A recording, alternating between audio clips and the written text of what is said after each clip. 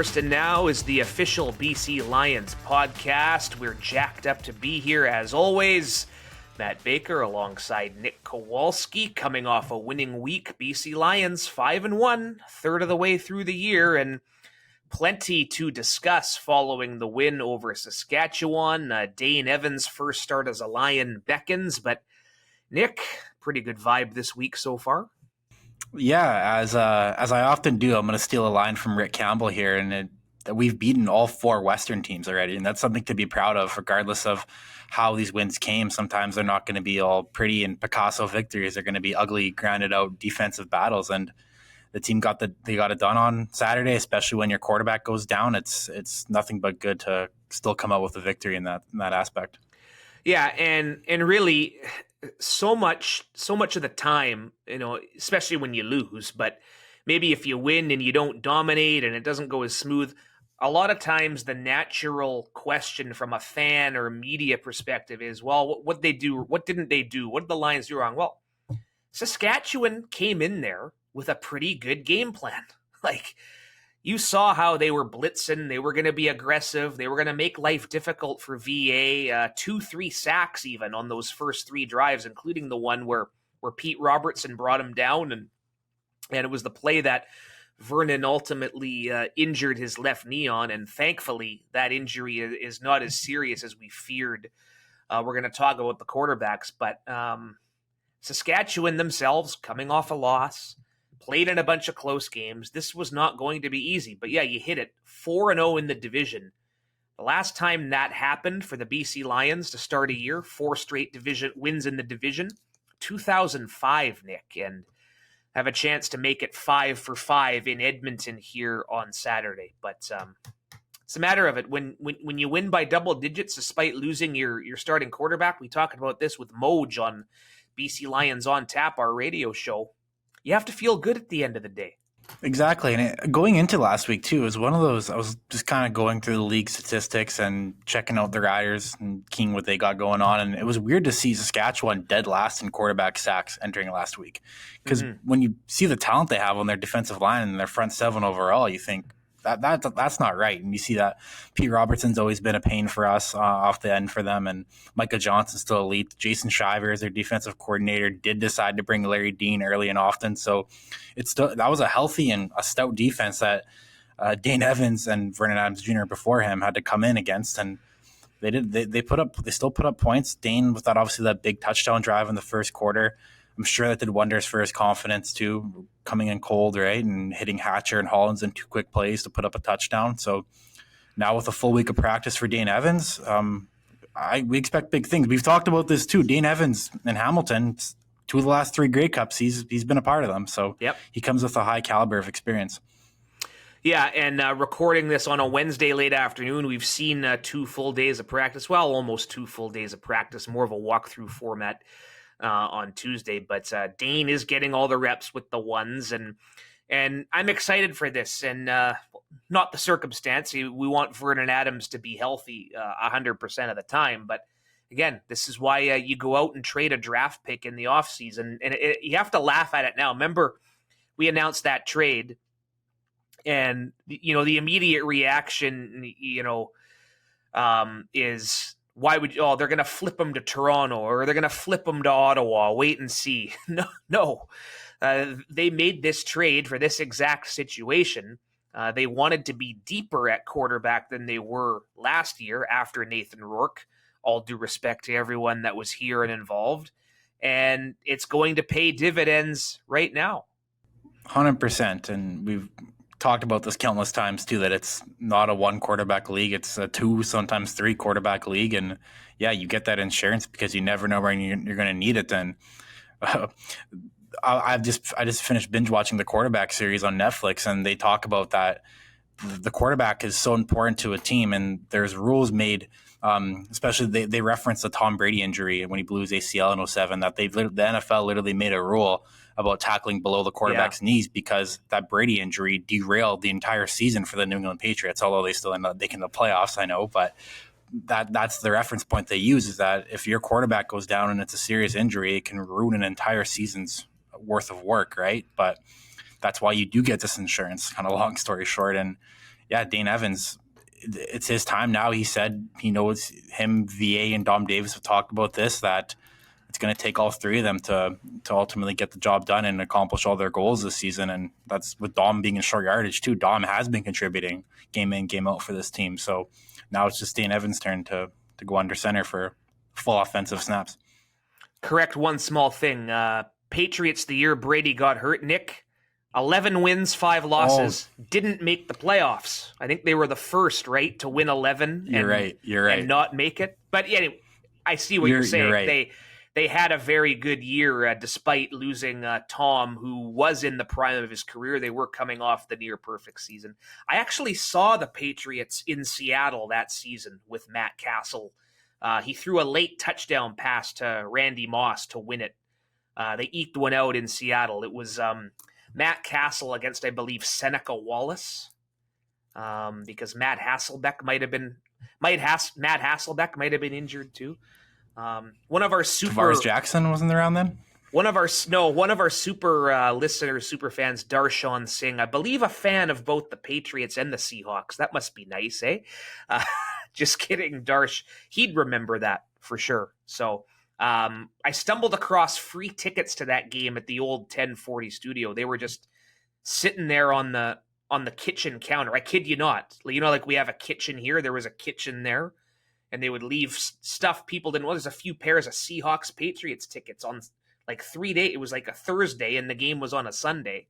And so, okay, sure, Dad's a big Seahawk fan. Dad, you want to go see Seattle and New England sit in the end zone? Sure. So why not? Not to get off the rails here, but did you see Seattle this weekend? Everything that was going on between the Jays and Taylor Swift, it looked crazy down there. Yeah, us poor chumps, we're up here working. That's okay. Nowhere else I'd rather be than on a BC Lions home game day. You know that, Nick. But yeah, a little bit of FOMO. I mean, the Mariners Jays, always a fun experience, and fans of both those teams got to see a win. And Taylor, yeah, we had I knew some people who did both, believe it or not. Those people, they're troopers, man. I tell you, that would have been insane. Mm-hmm. I'm saving up for Drake at the end of August up here in Vancouver. That's a big one. I'm down.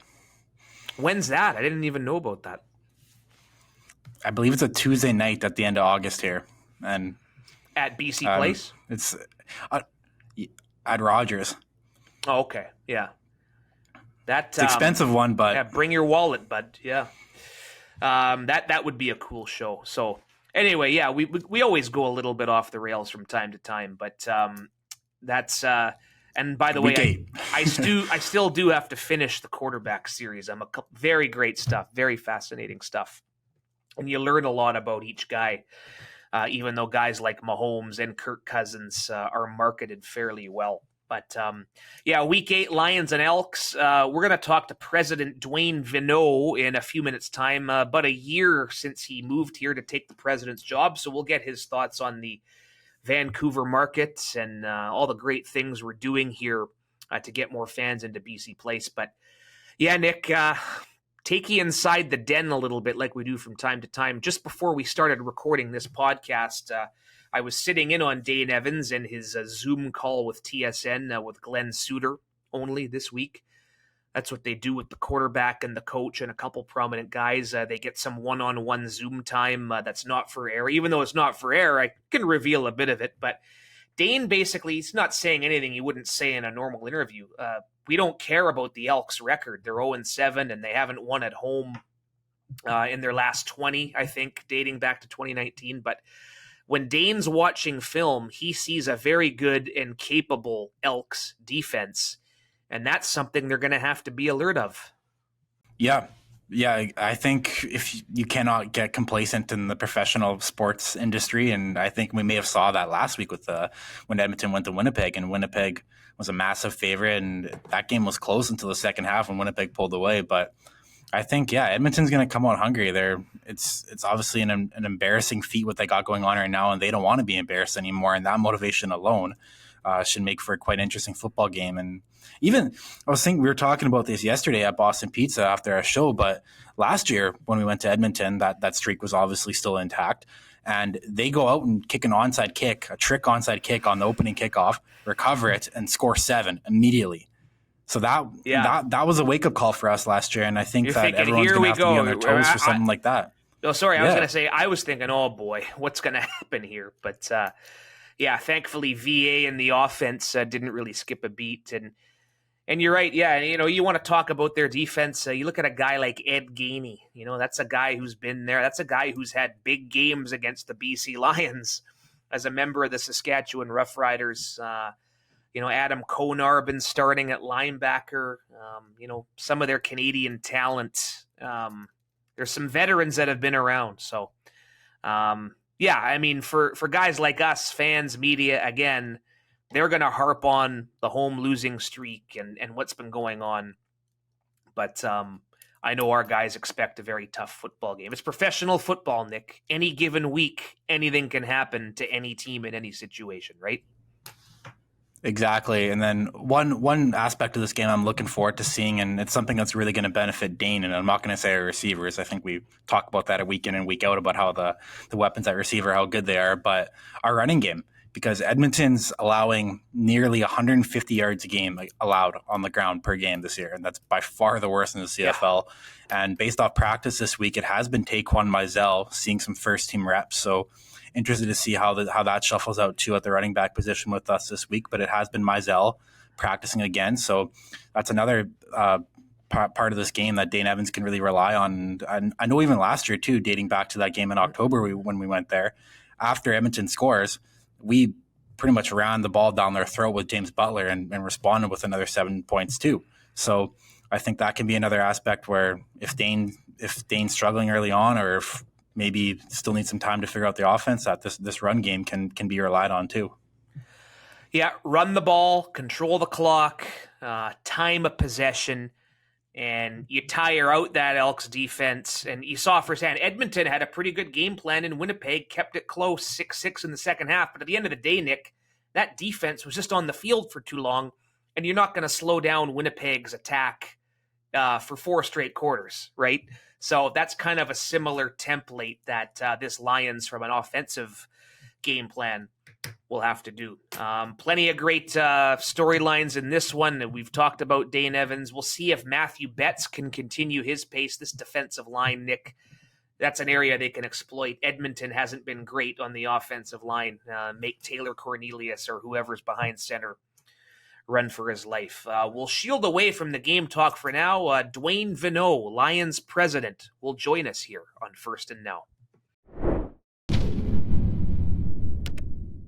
All right, and off we go to the downtown BC Lions headquarters. We got 2 offices now. Many people don't know that, but been a bit of an adjustment, a good adjustment. Lions president and CEO Duane Vienneau joining us now. And Duane, thanks for doing it. How goes it? Very good. Thanks for having me, you guys. And happy to be invited to this very popular show. Yeah, exactly. In some people's eyes. Yeah, it's your First and Now debut. And you did BC Lions on Tap once or twice. And we're happy to be expanding our radio talk. So don't worry, Nick won't have any trivia during this. That's strictly a radio thing. But, Nick's trivia is tough. Yeah. Like you had them yesterday, Nick. I'm not gonna lie, you got them yesterday on some stuff. To be honest, I thought they did super well. I was a little worried about that one because it's kind of a random question, and for those who don't know, I asked them to name the entire starting roster from the 1994 West semifinal, and I think you guys got 18 of 25. Like quick. They got Without it any quick. help. Yeah, well, here, I'm ashamed to say this too, and those can go, again, Lions Audio Network, wherever you get your podcast, you can get, those listening can get that show as well. I forgot about Jamie Terrace until later in the trivia. I didn't forget him, but I remember guys like Moj mentioned Barry Wilburn, and I mentioned guys like Tyrone Chapman and Dave Chaders. Good guys, but Tommy Europe was a guy that someone had to remind us. So yeah, I think we did pretty good. All things considered. It was good. But, it's an entertaining part of the show. So I enjoy it. So thanks, Nick. It's always entertaining. Yeah, they know their stuff too. I'm always impressed. Absolutely. I'm already intrigued to see what you got cooked up for Winnipeg week. next week, Lions on Tap. More info on that later on in terms of where we'll be week by week. But we're getting Duane on here. It's about a year since he took over the role of club president, taking over for the retired Rick Lalashur. Of course, Duane, you've worked with Edmonton. You've worked at the CFL head office. About a year into this, what have you enjoyed most? What have you learned the most? Well, I've been in the business for a long time. So when you've been in this business, and I've been around the CFL for a long time, I think that what I've enjoyed and learned the most is about the city of Vancouver and the whole Lower Mainland. So really getting to know what Vancouver is all about, what is the thriving factors around Vancouver and area, and then how does that relate into what we do for a living, which is put a competitive football team onto the field every week, and also engage with the fans and create this environment that we have going right now. So it's really taking those past skill sets and learning the market and how do we incorporate it together. And it's been a lot of fun. What a great place to live. Like Nick, you're not from here, so you know what I'm talking about. You come from another province and I come from another province, and it is probably the most beautiful place to live and work and play as you could ever have. Well, I tell people in the winter, like Vancouverites, you got to be thankful that it does not snow here at all. Really, it's crazy. I didn't even know that coming when I moved here. Yeah, I know, it's great. I just love everything about it, and we're embracing it, and it's just a great place to be, and our football club is doing great things sort of in the community and on the football field. So it's all sort of working really, really well, and I'm really happy to make the move. Yeah, so on that front, we want to talk, we've talked time and time again about how, we can't control in what we do. We can't control what happens on the field, despite what people might think. Like, oh, Baker, do something about the offense. Like I get the odd, email or text from our passionate fans, but as I'm sure you guys do too. But making every game its own unique event, and we just had a very good one. The Watermelon Smash, separate tailgate parties for Rider fans, watermelon eating competitions, bobbing for peaches. I think, how much fun was that the other night, Duane? Yeah, it was fun. It was one of our themes that I was really looking forward to, and I just had a really good feeling about how it was all gonna come down. It really, the Riders helped make this really possible for us. When we first reached out to them and said, listen, this is our concept, this is what we want to do, and they instantly said, yeah, we're in. We want to do this. We want to come. And they drove a U-Haul from Regina with all their merch and all their equipment, across the prairie provinces, through the mountains to get here just to be a part of it. So we thank them for their support. But, going into the event, talking about how, I used to say, walking down Robson, you have to decide if you're going left or right, if you're going orange or green, or you're going to the bride side or the groom side. And it really turned out to be a really, really good environment. It was packed. I think at noon, the game wasn't until 4:00. At noon, you couldn't even get in. It was just jam-packed, lots of fun. And those little fun sort of beer Olympics style events that we had, against the Riders was fun. Craig Reynolds, the president of the Riders, essentially captained one team. I captained the other team. And we had this head-to-head battle, which was a ton of fun. And, I think Nick said to me yesterday, he says, that might be duplicated down the road, but I know for sure something that we will want to do next year and try to keep this going. I'll tell you what, and I've talked about this on this show at least once, but we had we're going to have Superhero Night against Hamilton, Purelator Tackle Hunger August 12th, Calgary, Wall of Fame, Legends. Excellent stuff. We had Family Day, saw couple more superheroes. I'm looking forward to the Gravy Bowl in October. Winnipeg's in town, and there's not going to be a separate tailgate for the Bomber fans, at least that we know of, but that's one that kind of might feel like the Watermelon Smash, only with a Thanksgiving theme. Yeah. Is that one that you could foresee taking off as maybe an annual thing? Yeah, that one, it's too early to tell, Nick, because you want to see how it rolls out first and how the success of it all is. But to your point, coming into the season, I was really excited about the watermelon smash, and I was really excited about the turkey bowl. And so the turkey bowl is essentially it's over Thanksgiving, obviously, and that's the theme. But we're playing the Bombers, the Winnipeg Blue Bombers, and we all know the success of the Banjo Bowl and everything that they've done in that market. So we want to try to have a little fun at the expense of the Bombers, if you will, and also celebrate Thanksgiving and have some fun with some turkey. So I'm excited about that one as well, and I think it's going to be a great theme as we build it out.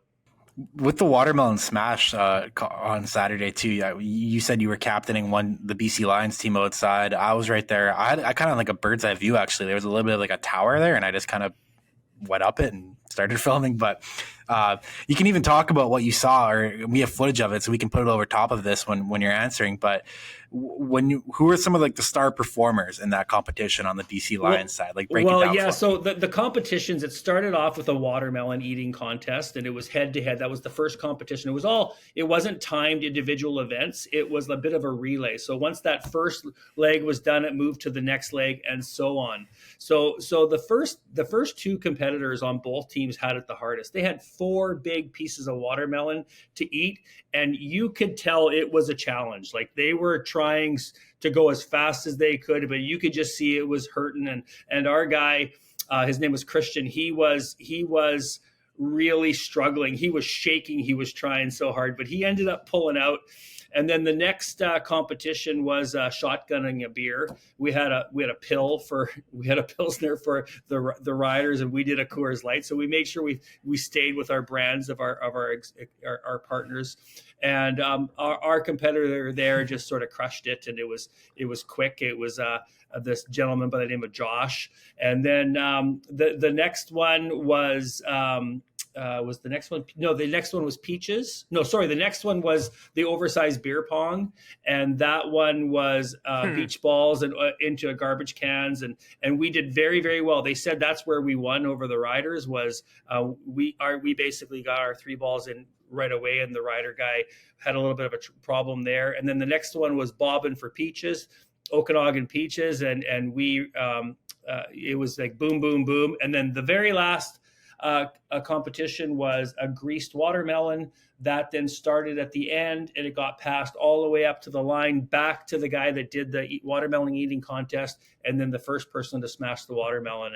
And there was a pretty good cheer from the old crowd when that happened. And I saw you there, Nick. You saw it. It was pretty intense there for a while.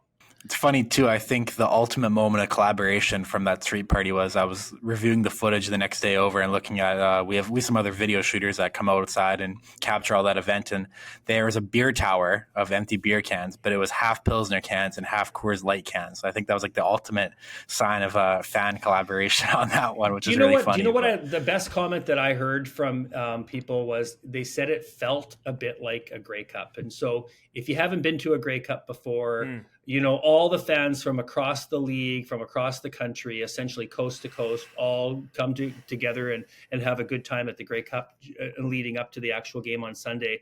And there's a lot of camaraderie there. But that's in a situation where 7 of the 9 teams aren't playing. So they're there for other purposes, not necessarily the sport, where when you're hearing comments that this felt like that, while we're in the middle of the season, that says a lot for 2 fan bases, two franchises really just trying to do what's best and grow the sport and have fun together. And we're all fans of the CFL. So that to me was a good comment from some of the fans I heard. Yeah, well done. And we had Fog Dog there, of course, bringing back memories of our time doing this show from the Lions Den. Yeah. In Regina, speaking of a Grey Cup feel, there you go. Absolutely. Real quickly, though, I don't know if you plan to talk about the halftime. Like the halftime was pretty entertaining as well. Yeah. And so to break that down a little bit is we had, again, a BC Lions team and we had a Riders team, and they participated in events at halftime. And there was a throwing portion, there was a kicking portion, there was a speed portion of this, and there was a little bit more sort of skill based competition versus eating watermelon and bobbing for peaches, if you will. But the Lions team like had Paul McCallum as their kicker, and we had two quarterbacks from one, a UBC quarterback, there representing us for the accuracy competition versus some fans that were pulled out of the crowd, if you will, for the Riders. So there was just a little bit of fun being had by that. It almost turned into a bit of a Joes versus pros, but it was all fun. And so they were happy with that. But we also had Brett Butt come in, and he ended up coming in and broke into the Jumbotron, and he said, "Hey, Riders fans, I'm in," and he wished them luck. So it was a give and take for both. And again, it was just intended to have lots of fun and have two teams working together to put on a great event for our fans. Nicely done. Yeah, very much looking forward to doing more of that in the future. And the team won on the field as well, talking about the actual game of play. Attracting younger fans. For a few years now, we've had the kids season ticket. We have the new family zone this year, $10, youth 17 and under. Parents can join them for $20.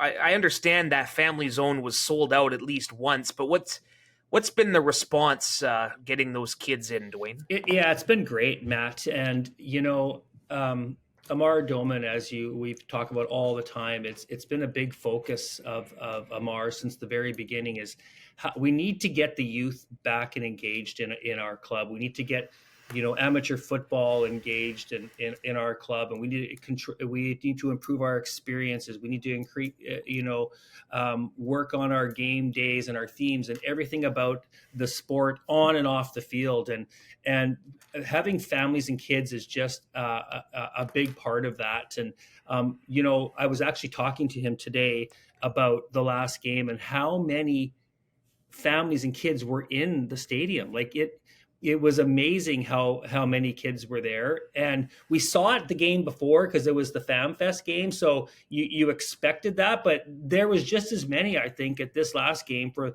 the Watermelon Bash. So that just shows that the strategy of really trying to engage the kids and the youth is working. And that's building future fan bases. I first went to my first CFL game. I think I was about 7 years old, and I'm a fan today. If I wasn't in this sport as my business, I would still be a fan of it. And it's because I got into it at a very young age. So we're very happy with it. The kids are having fun. They bring such raw energy into it. It helps with the overall environment and the feel, and it's just tremendous. But we're doing so many things for it. You've talked about all sort of the ticket packages, but one of the things that we did is also that quarterback club where we're selling a season ticket to kids, and it comes with an adult ticket. So the season seat holder, Nick, if you were the 12-year-old, if you will, your name would be on the account. And if Matt was your dad, he's the guy you're bringing, and he's not on the account. And it's a bit of a different, switch to the traditional the commerce transaction as it relates to season seats, but we've had huge success on it. And we sold about 500 of those so far this year. So we're really doing everything we can to engage amateur football, engage kids, engage families, and engage people from all over the province. Yeah, hit on that a little bit. I mean, something for everyone. I mean, we've talked about the family zone. You can go to the Coors Light Den if you want to have a social night out with some friends, have more of a bar, lounge type atmosphere. Our sideline seats. There's options for no matter what your interest in game experience is here, correct? Yeah, absolutely. And you really just hit on the main ones, but you're right. We have something for everyone. We know the people that want to go have a social experience and just be in a great environment. We have the Coors Light Den for that. We have the kids zones. We have the whole family sections, which we've talked about. We have, seats right on the 50-yard line, that the diehard fan that wants to watch every play.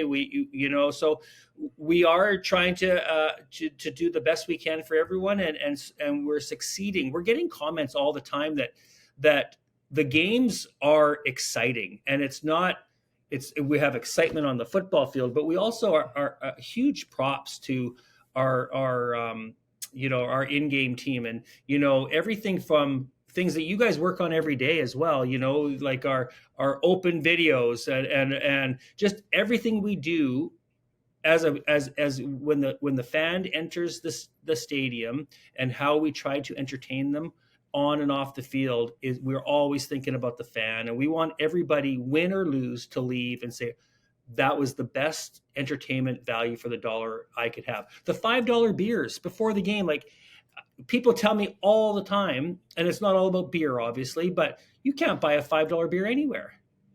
So you right, so you're coming to the Lions game, and it's not breaking the bank, and it's providing some great entertainment.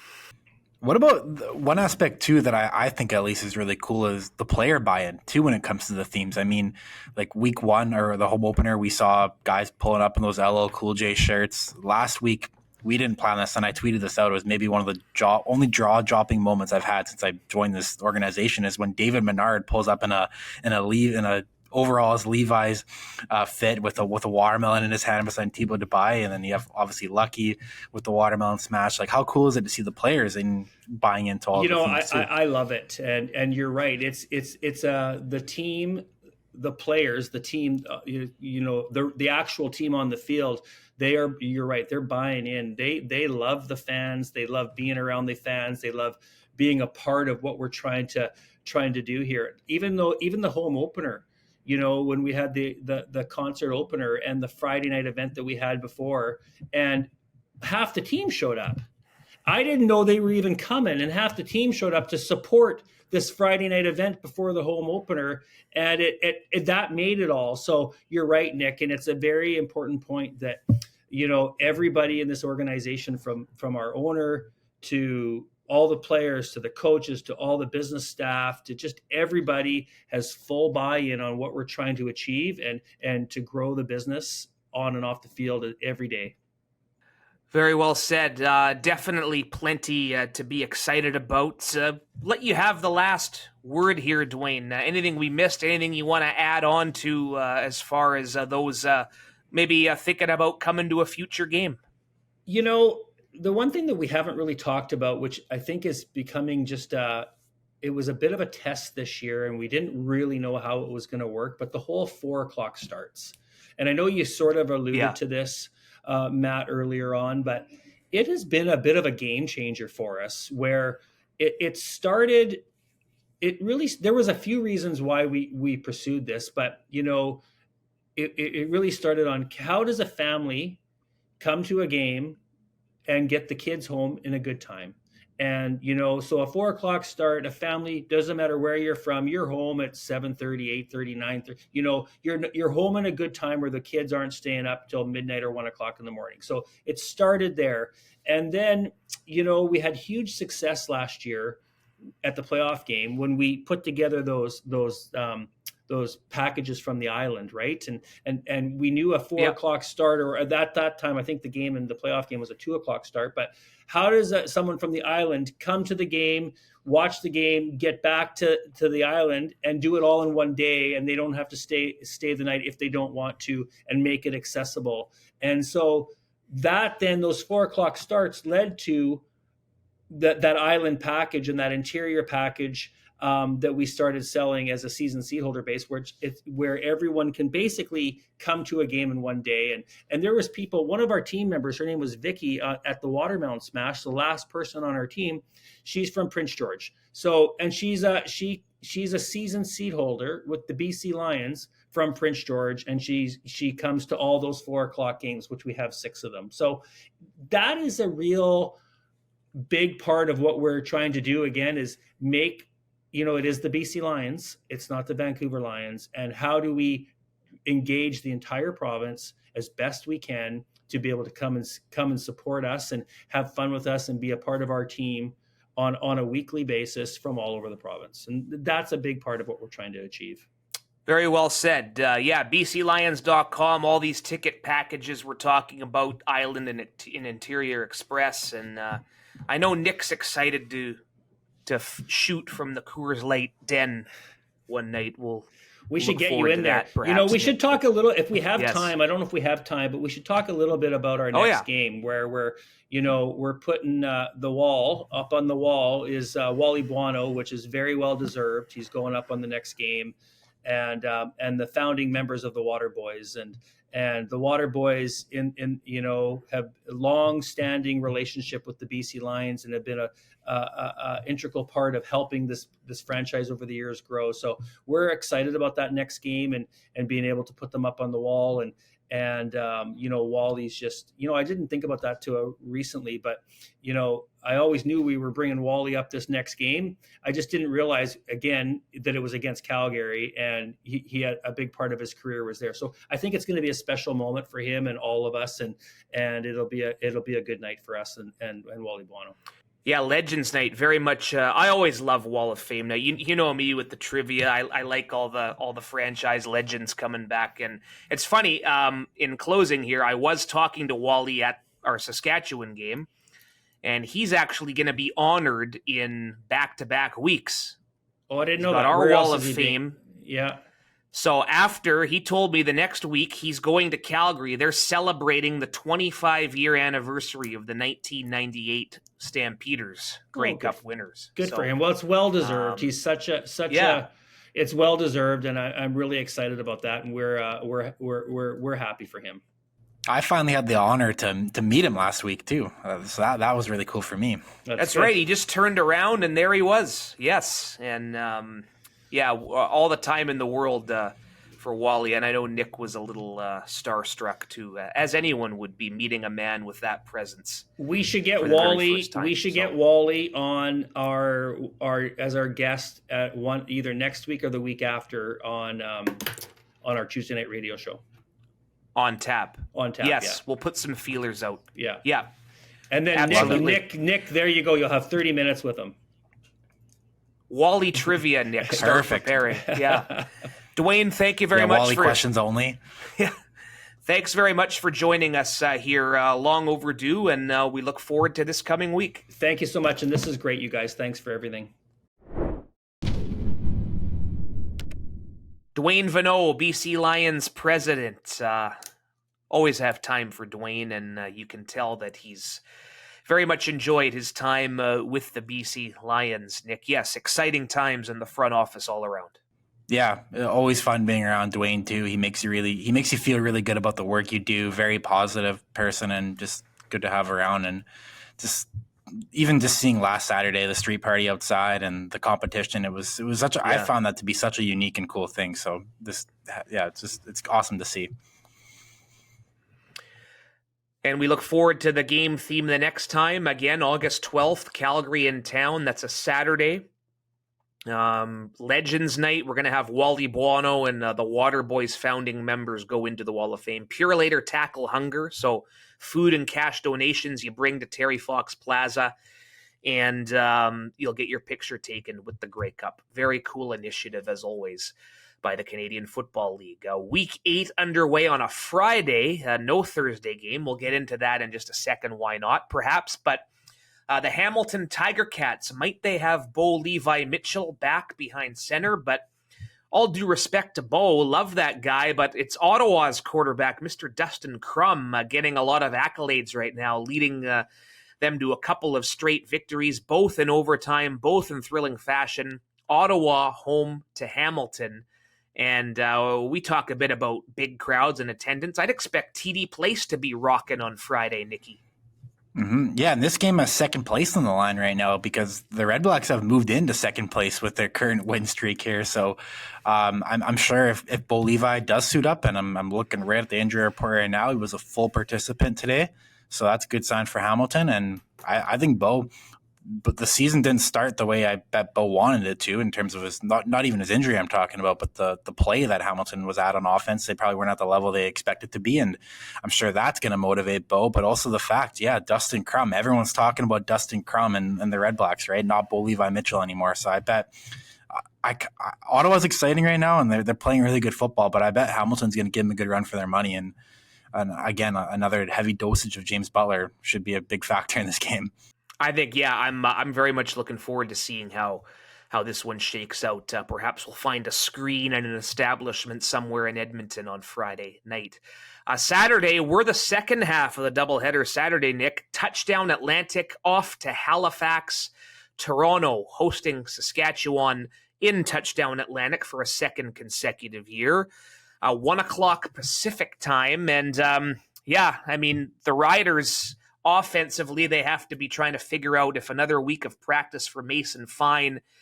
They might get at least one or two receivers back, I think, speaking of injury reports. But the Toronto Argonauts 5-0, showing no signs of slowing down, and I don't expect them to stub their toes in this one. No, probably not. And the videographer in me always geeks out about the visuals in these games because I think back to last year, you had the Riders boat celebration.